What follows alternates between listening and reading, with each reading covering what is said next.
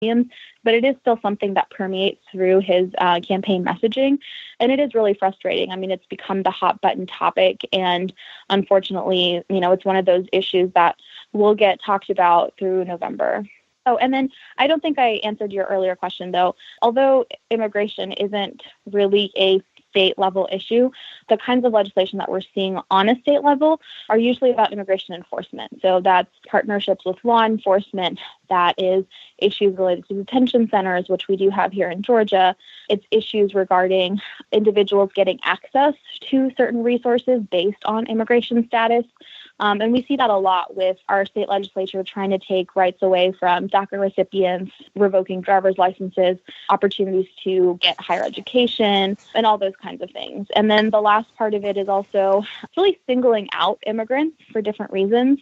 So there have been bills that have tried to differentiate people on their driver's license based on citizenship status. And so literally just like a scarlet letter type mark that will let the entire world know that, hey, this one person is undocumented, or this one person is on a green card, or they're on a visa that is, not permanent. So those are the other types of bills that we're seeing. So it isn't so much about immigration, federal immigration policy, but really about what we as a state can do to make immigrants feel more welcome rather than try to scare them away with these tactics. What's the makeup of the state legislature look like right now? So it seems like there are a lot of seats in both houses. So the Senate has, I think, 56 seats, and I don't remember the House, but I remember it being really big, like 180 or something. I believe it's 180, yeah. Okay, and there are, I assume, majority Republicans in both houses.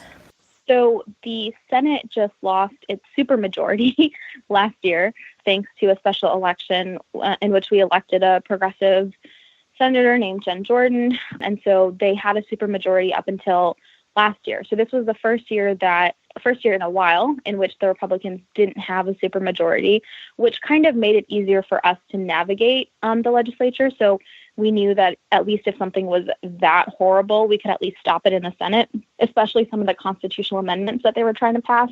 But the House is not a supermajority, but it's very close to it. It's definitely, I don't know the exact number of Republicans that are in the House, but it's obviously more than half and somewhere in between that and 2/3.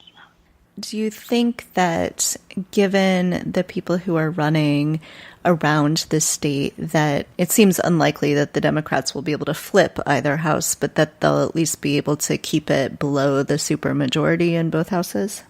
Yeah, I mean, I, as hopeful as I can be to see great turnout this year, even in my district, I know a lot of my goals are very high, but I also understand the reality that we probably cannot flip as many seats as we need to. But I think the more seats that we can take, it will set us up better for 2020, but it'll also set us up to at least have a little bit more influence. I mean, it's been really hard for our state legislators to actually introduce legislation that we want. And so just being able to have even a handful of extra progressive legislators will make that a little bit easier. It will give us a better sense of accomplishment to work our way through 2020 and perhaps then change the makeup of our state legislature. One other issue I wanted to make sure to ask about was education. I know you had said that the current incumbent who's retiring had talked about education, but that you were actually a product of the public school system. And one thing I've heard a lot talking to people in Georgia is about the Hope Scholarship, and not just the scholarship, but sort of how talking about the scholarship has been used in politics, sort of both directions. Yeah.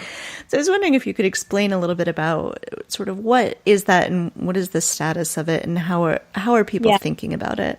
So unfortunately, I don't know too much about, how it's been politicized. I know it was talked a lot about in our gubernatorial primary, but unfortunately I was so busy with my own race that I didn't really pay attention to it. But actually that's a program that's really important to me because when I graduated from high school, I was able to take advantage of the Hope Scholarship. And, I graduated with above a 3.0 and I was going to a public university, which meant that 100% of my tuition was covered by the Hope Scholarship.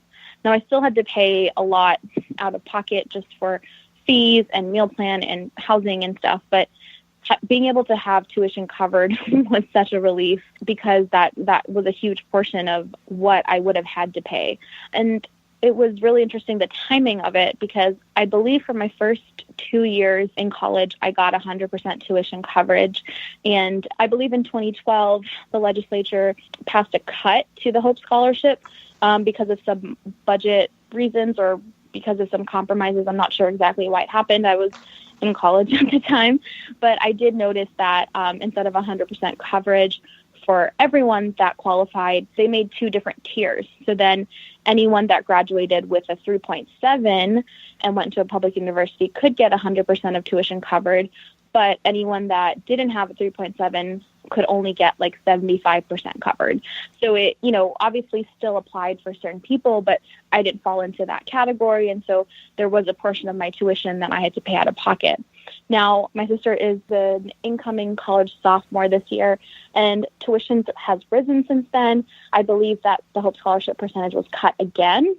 And so I know she's paying a lot more than I did, even just based on like how high tuition's gotten, but also because of the cuts to the Hope Scholarship.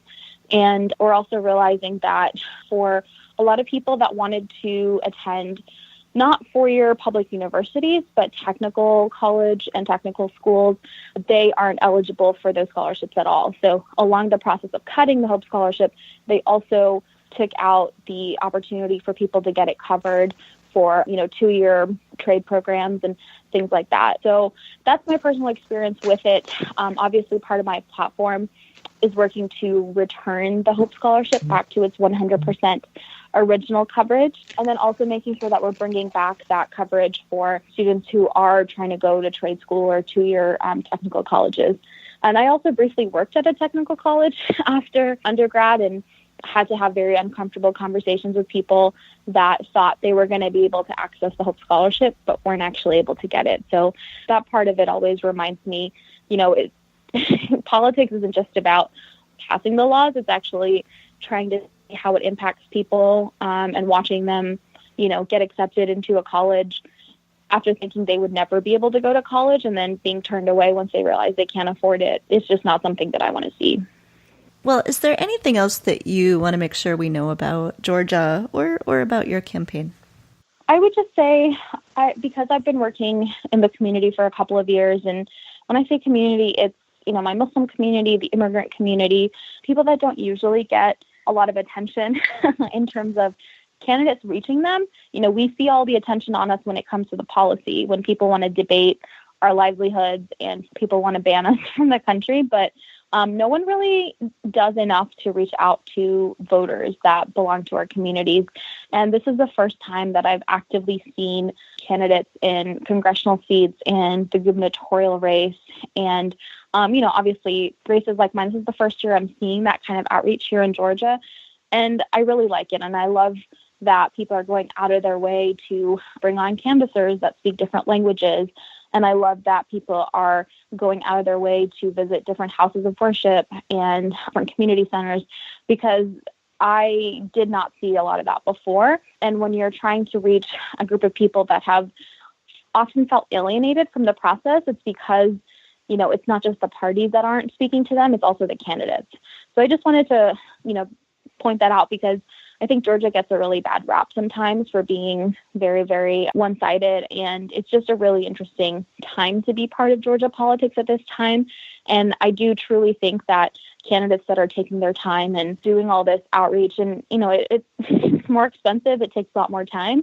But I do think that in the long run, it will support this larger progressive machine that we're trying to build, because we can't do it, the way that we used to do 20 years ago in Georgia. It's just not going to work. All right. Well, thank you so much for talking to us about Georgia and about your campaign. I'm really excited. I'm much, much older than you are, but I'm so excited that you're running. And I saw that you were endorsed by Run for Something, which I love. Yeah. I love that organization. So I think that that's really fantastic. And, I think it's important that Democrats challenge everywhere, even and especially in districts that seem like they're too red. Well, thank you. Yeah, I do believe that even in the hardest places in our state, we need to have challengers. And, I'm not sure if this is a national initiative, but we have a group down here called No Safe Seats. And they're literally, before the qualifying period, they were trying to find somebody for every single seat because they really believe that there shouldn't be any safe seats. And if we had a Democrat, if they weren't as progressive as we liked, no safe seats. So that did knock a few of our Democrats out this year, but we ended up with more progressive people. So there's no shame in that.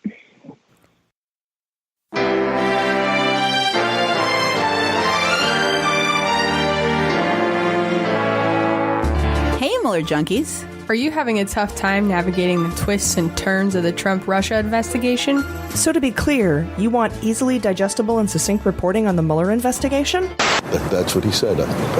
That's what I said. That's obviously what our position is. It's time you check out Mueller, She Wrote. Mueller, She Wrote is a weekly podcast where 3 female comics take a deep dive into the most consequential investigation in modern political history. I'm your host, AG, and I have to remain anonymous because I work for Trump's executive branch. Join me, along with Jaleesa Johnson and Jordan Coburn, as we report the facts, break exclusive news, and bring it all to you with just the right amount of snark.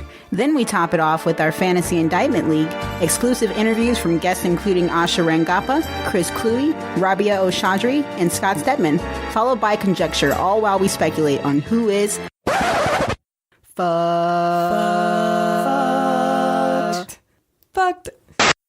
So tune in for consistent updates and reliable coverage on Manafort, Cohen, the Trump family, Russia, and everything Mueller, and make Mondays great again. Listen wherever you get your podcasts. You can also follow us on Facebook, Twitter, and Instagram at Mueller, She Wrote, and check out our website at MuellerSheWrote.com. You'll be glad you did.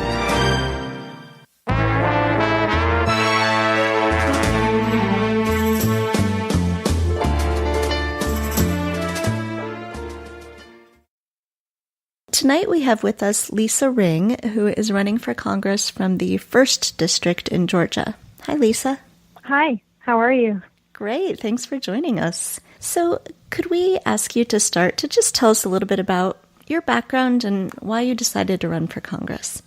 Sure. I am a former corrections officer and the former executive director of an anti-recidivism program. I'm a mother of 4. 3 are grown and out of the house, but I still have an 11-year-old at home.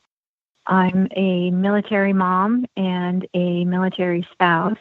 And I got my start in community organizing and activism when I was 18, when I had started college. And I have always felt a commitment to making change, particularly progressive change.